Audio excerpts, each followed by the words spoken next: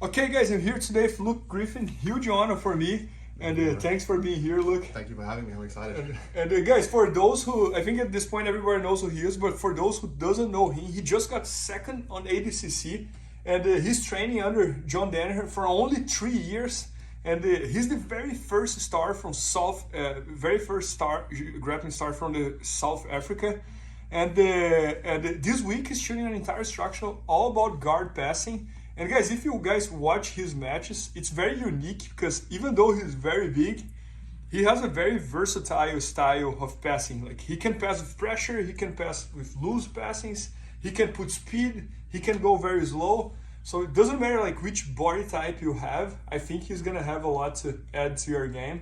And you guys will see that he's one of the best instructors as well. He's learning exactly how John teaches, so he's being able to replicate a lot of the John's style that makes John so successful as an instructor. And today he's gonna show us here the exactly Toreando pass that he used against Felipe Pena on ADCC, which was one of the best matches on ADCC.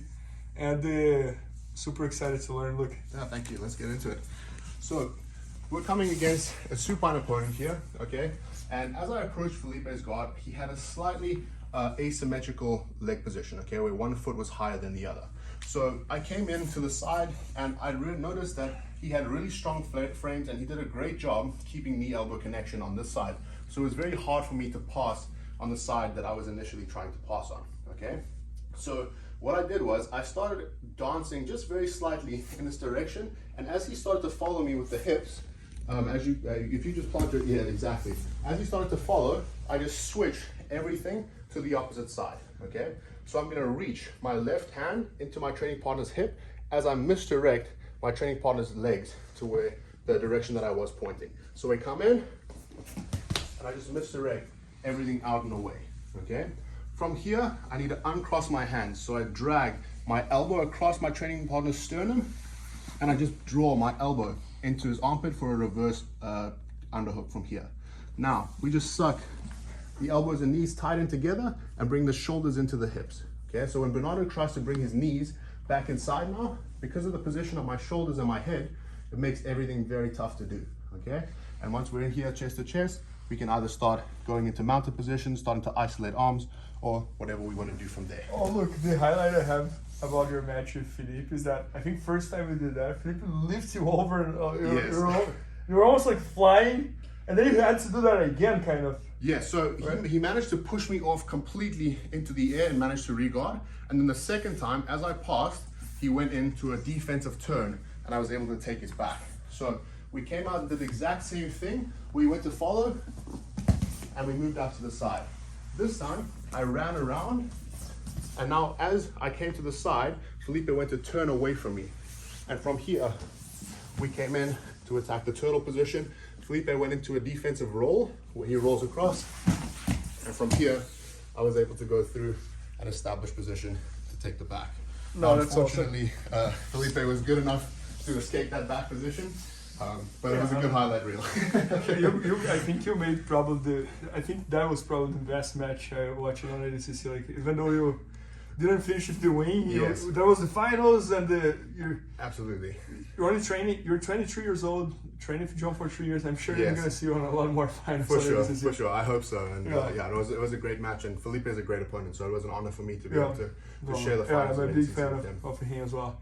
And oh look, and this week you're shooting 2 instructions here, and I think it's good because you went right on your signature. Because every time I think about you, I always think about like some either fast or pressure passing, Yes.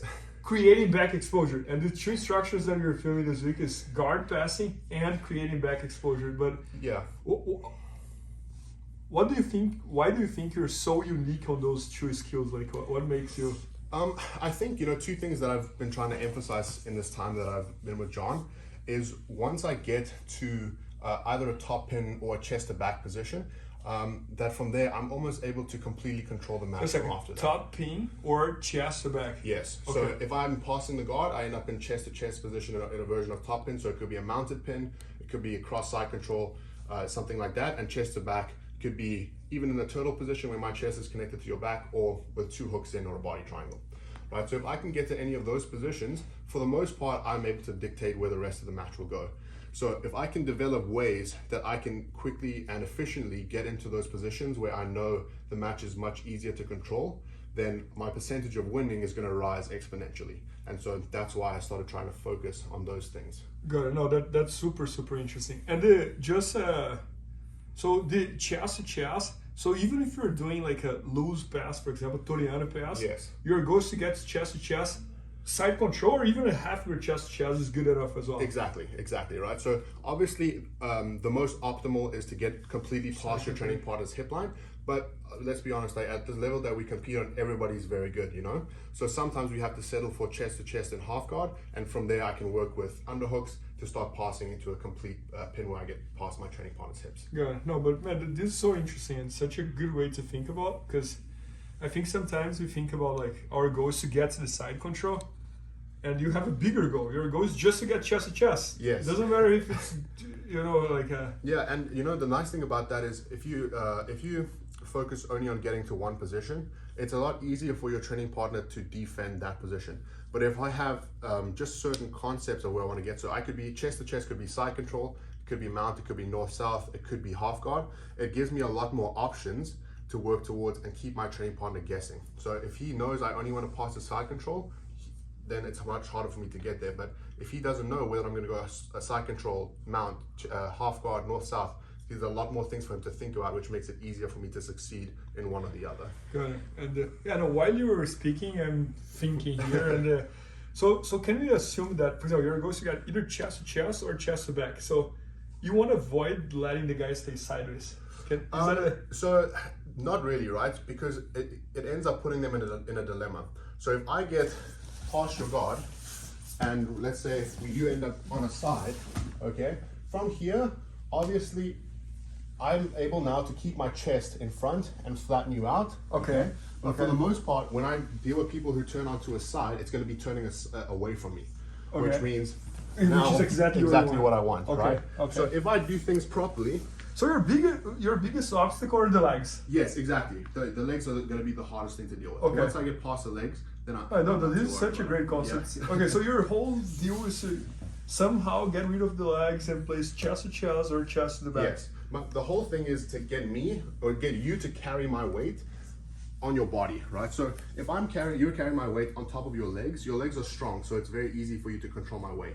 But as soon as I get past your legs, even if it's in half guard, now you're carrying weight on your chest, and it's much harder for you to deal with, right? Okay. So whether I'm in half guard, side control, whatever the case is, it's much harder for you to deal with that weight, which forces errors of you either exposing your back or allowing me to lock up submissions from mounted or top pins. Good. No, man, this is awesome. And the way you see Jiu-Jitsu, it fascinates me, like how every champion has a different way to see Jiu-Jitsu.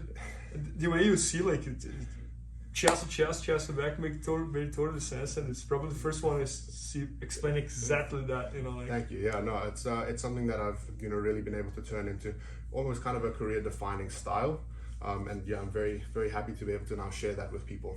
No, that's awesome. And so guys, Luke shot an entire instructional this week all about guard passing, and he's trained with John Danaher for the last 3 years, so he's not only an amazing athlete, but he's one of the best instructors as well. And everybody who comes from John has the same level of like teaching as John, because they don't learn only how to compete but also how to teach. So make sure to check it out, Luke's instructional videos, because I have no doubts that's going to be one of the best instructions that we're going to ever had here. And this week he's shot the very first one, so guard passing and creating back exposure. Both will be at BJJ Fanatics very soon. Maybe by the time you're watching this video, it's already there. So make sure to check that out. And thank you, Luke. Thank you, Bernardo. Thanks. Please help me out to grow my YouTube channel. Just click subscribe. And to watch more videos, just click under see more videos. I hope you enjoyed. BJJFanatics.com. Use the promo code YouTubeFaria to get 10% off any instructional video. Improve your jiu-jitsu faster.